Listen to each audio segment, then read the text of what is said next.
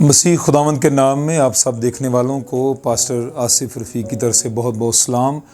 और हम खुदावंद की शुक्रगुजारी करते हैं जिसने हमें दोबारा से ये दिन बख्शे ताकि हम मसीह के दुखों पर, उसकी सलीब पर, उसके मार खाने पर हम गौर कर सकें। आज शाम जिस कलमा पे मैं बोलूँगा, हम गौर करेंगे, वो दूसरा कलमा है और ये निजात का कलमा है। और आइए मेरे साथ आप देखिए खुदा उनके पाक कलाम में से लूका की इंजील, उसका 23वां बाब और उसकी 39वीं आयत से लेके 43वीं आयत तक मैं आपके सामने तिलावत करूँगा। यहाँ पर यूँ लिखा है, फिर जो बदकार सलीब पर लटकाए गए थे उनमें से एक उसे यूं ताना देने लगा कि क्या तू मसीह नहीं, तू अपने आप को और हमको बचा। मगर दूसरे ने उसे झिड़ककर जवाब दिया कि क्या तू खुदा से भी नहीं डरता, हालांकि उसी सज़ा में गिरफ्तार है और हमारी सज़ा तो वाजिबी है क्योंकि अपने कामों का बदला पा रहे हैं, लेकिन इसने कोई बेजा काम नहीं किया। फिर उसने कहा, ए यीशु, जब तू अपनी बादशाही में आए तो मुझे याद करना। उसने उससे कहा, मैं तुझसे सच कहता हूँ कि आज ही तू मेरे साथ फिरदौस में होगा। कलाम का पढ़ा और सुना जाना हमारे लिए बाइस बरकत हो। दूसरा कलमा नजात का कलमा और मत्ती की इंजील में दो डाकू इन्हें कहा गया है, यहाँ पे दो बदकार। और हम देखते हैं कि ये यीशु की ज़मीनी ज़िंदगी के कुछ आखिरी लम्हात हैं जिनमें यीशु ने सलीब पर जो कलमात अदा किए, कलमात फरमाए, उनमें से ये दूसरा कलमा। और यहाँ पे जो सीखने की बात है, हमें दो बदकारों का, डाकुओं का, कह लीजिए कि मुआशरे के, सोसाइटी के रद्द किए हुए लोगों का, दो अशखास का हमें ज़िक्र मिलता है। और जो इस कलमा में सीखने के लिए तो हमारे लिए बहुत सी बातें हैं, बहुत से हमारे लिए इसमें सबक हैं, बहुत सी नई बातें हैं। लेकिन एक चीज़ दो डाकुओं से, दो बदकारों से हमें जो नज़र आती मिलती है कि दो डाकू, दो अशखास और दो तरह की जहनियत, एक की सोच मसीह के बारे में, एक का रवैया, एक के ख्यालात यीशु के बारे में फ़र्क है। जैसे हमने पढ़ा है, वो कहता, अगर तू लिखा है, क्या तू मसीह नहीं, तो आप मुझे बताएं कि यीशु मसीह नहीं, हमारा मसीहा नहीं है, निजात देने वाला नहीं है। कभी कभी इंसान जब गुनाहगार होता है, गिरावट का शिकार होता है, तो वो खुदा पर भी शक करता है, उसकी मोहब्बत पर भी, उसकी वफ़ादारी पर भी शक करता है। कभी कभी मुश्किलात या हालात हमारी अपनी वजह से हमारी ज़िंदगी में आती हैं, लेकिन अमूमन हम कसूरवार खुदा। लेकिन इसके साथ जो दूसरा शख्स है, दूसरा डाकू जो है या जो बदकार है, उसका रवैया वो बिल्कुल फ़र्क है। अच्छा, बात यह है कि एक ही टाइम पे एक ही कैटेगरी के दो लोग हैं। और मैंने कहीं पढ़ा था कि ये बेसिकली वो बागी यहूदी थे जो रूमियों के ख़िलाफ़ बगावत करते थे। रूमी क्योंकि कंट्रोल था वहाँ पे, रूमियों का ज़्यादा था कंट्रोल या हुकूमत, तो ये उस बागी गिरोह का हिस्सा थे जो अमूमन रूमी फ़ौजियों के ख़िलाफ़, रूमी सिस्टम हुकूमत के ख़िलाफ़ ये बगावत करते, बागी थे। अच्छा, एक ही गिरोह है, एक ही कैटेगरी के दो लोग हैं, और एक ऐसा टाइम कि जब उन्हें कोई बहुत टाइम कहीं जिक्र नहीं कलाम में कि उन्होंने कई बार मनादी यीशु को करते कहीं मनादी करते सुना है, या यीशु की आवाज़ को सुना या यीशु से कभी मिले हों, शायद मिले हों, कलाम में इस तरह का जिक्र नहीं मिलता।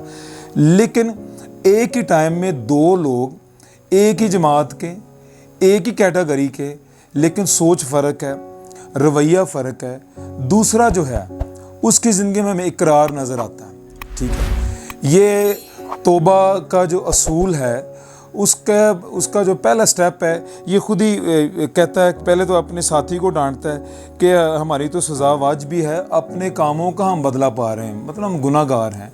कन्फेशन है, इकरार है, लेकिन कहता है इसने कोई बेजा काम नहीं किया। यीशु के बारे में गवाही दे रहा है कि हम गुनाहगार हैं, हम बदकार हैं, हम बागी हैं, हम नाफरमान हैं, हम सरकश हैं। लेकिन मसीह यीशु खुदावन जो मसलूब है उनके सेंटर में, इसने कोई ऐसा काम, इसने कभी बगावत नहीं की, इसने कभी सरकशी नहीं की, इसने कभी झूठ नहीं बोला, इसने कभी गुनाह नहीं किया। वो इस चीज़ का ऐलान कर रहा है, एलानिया इस बात की गवाही दे रहा है। मैं ये समझता हूँ कि दूसरे कलमा में दूसरा शख्स जो है उसकी ज़िंदगी में जो इकरार, जो कन्फेशन अपने गुनाहगार होने का, खुदा से दूर होने का, ये पहले कलमा का असर है जो यीशु ने पहला कलमा सलीब पर से अदा किया, ऐ बाप इनको मुआफ़ कर क्योंकि ये नहीं जानते कि ये क्या करते हैं। और इसमें आप लोगों के लिए, सुनने वालों के लिए पैगाम ये कि जब आप चर्च जाते हैं, किसी भी इबादत गाह में जाते हैं, और जो भी खुदा का खादिम जब कलाम सुना रहा है, तौबा पे, गुनाहों के बारे में आपको बता रहा है, गुनाह एक नसूर है जो हमारी रूहानी ज़िंदगी को तबाह कर देता है, ख़त्म कर देता है, तो उसी एक ही लाइन में कई लोग बैठे हैं। उनमें से कई लोग उसी कलाम को कबूल करके अपनी ज़िंदगी में लेके तौबा करके मसीह के पास आ जाते हैं, और कई लोग उसी जगह पे उसी लाइन में बैठे हैं, लेकिन वो जूं के तूं हैं, उनकी ज़िंदगी में कोई चेंज नहीं, कोई तब्दीली नहीं। लिखा है ना, कबूलियत के वक्त तेरी सुन ली गई। सो इस शख्स की ज़िंदगी में कबूलियत है। ये मसीह के बारे में कहता है कि लिखा है कि फिर उसने कहा कि ए यीशु, जब तू अपनी बादशाही में आए तो मुझे याद करना। पहला कलमा, ए बाप इनको मुआफ़ कर, उसका असर अगर इस शख्स पे हुआ है जो यीशु के बारे में कहता है इसने कोई गुनाह नहीं किया, इसने कोई बेजा काम नहीं किया, तो दूसरे पर भी हो सकता था।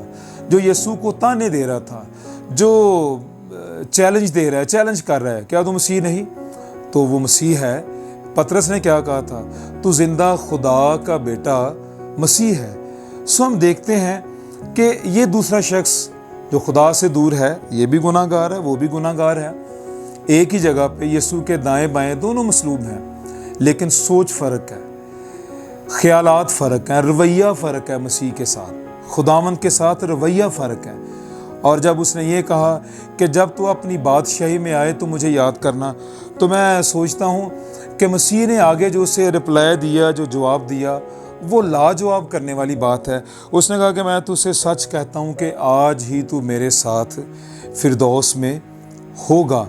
सो याद रहे, इकरार आपकी ज़िंदगी में, इकरार आप कहीं भी हों। किसी शख्स ने कहा कि देखिए जी, ये जो डाकू था, इसने तो बपतिस्मा नहीं लिया पानी का, इसने तो जैसे अमूमन इबादत में गुनाहगार लोग खड़े होते हैं, वो गुनाहों का इकरार करते हैं, भाई साहब के पीछे वो कहते हैं कि हम गुनाहगार, हम तौबा करते हैं, गुनाहों का इकरार करते हैं, तो फिर वो बपतिस्मा के लिए तैयार होते। पानी के बपतिस्मा की मैं बात कर रहा हूँ। लेकिन आप मुझे बताएं कि अगर कोई शख्स 6, 7, 8 फुट की बुलंदी पे सलीब पर किसी खम्भे के साथ उसको बांधा हो, तो वहाँ पे वो बपतिस्मा कैसे लेगा?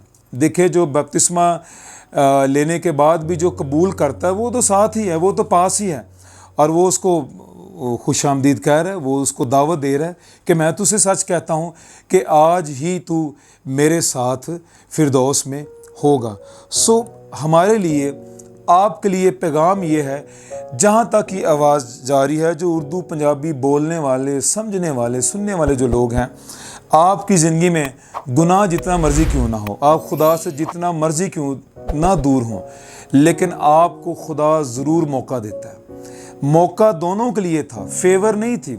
यीशु ने ये नहीं कि एक की फेवर की और दूसरे को छोड़ दिया कि तू जहन्नम में चला जा। ऐसा नहीं है, दोनों के लिए फेवर थी, लेकिन बात समझने की थी, बात कबूलियत की थी।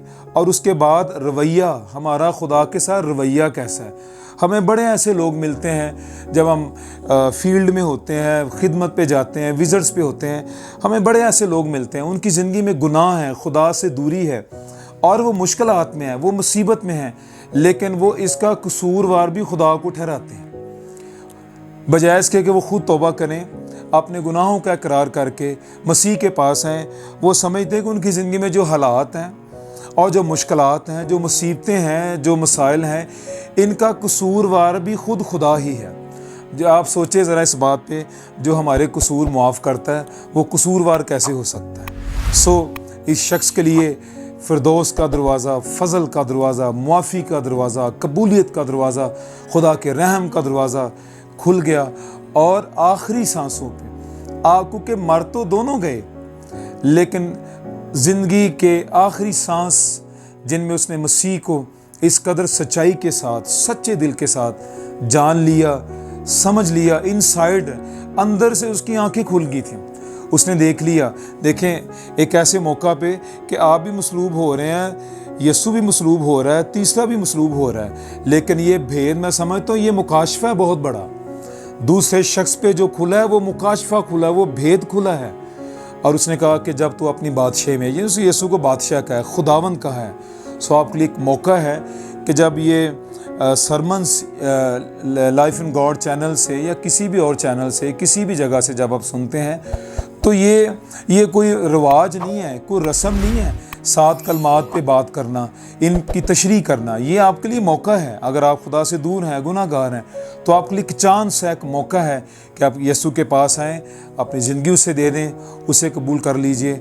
उसके रहम का दरवाज़ा, बादशाही का दरवाज़ा, आसमान आलमे वाला आपके लिए हमेशा खुला है। और मेरी ये दुआ है, खुदावंद इस गुड फ्राइडे पे जब आप इन कलमात को, यानी खुदावंद की आवाज़ को, कलाम को सुने, तो आप फैसला करें। आखिरी बात मैं करूँगा, डाकू ने, बदकार ने फैसला किया और यीशु ने उसके साथ वादा किया।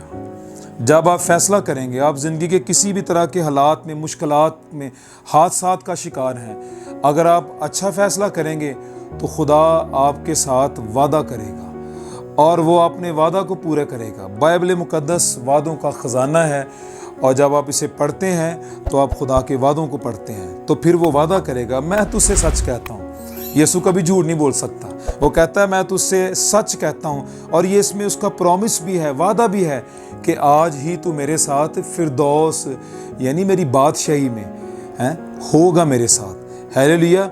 अगला दिन शुरू होने से पहले, यहूदी दिन एक शाम से दूसरी शाम तक का होता था, लेकिन शाम होने से पहले इसने कहा आज ही तू, कल की बात नहीं की, फिर कभी की बात नहीं की, आज ही तू मेरे साथ फिरदौस में होगा। हालेलुया। खुदावंद आप सबको बरकत दें।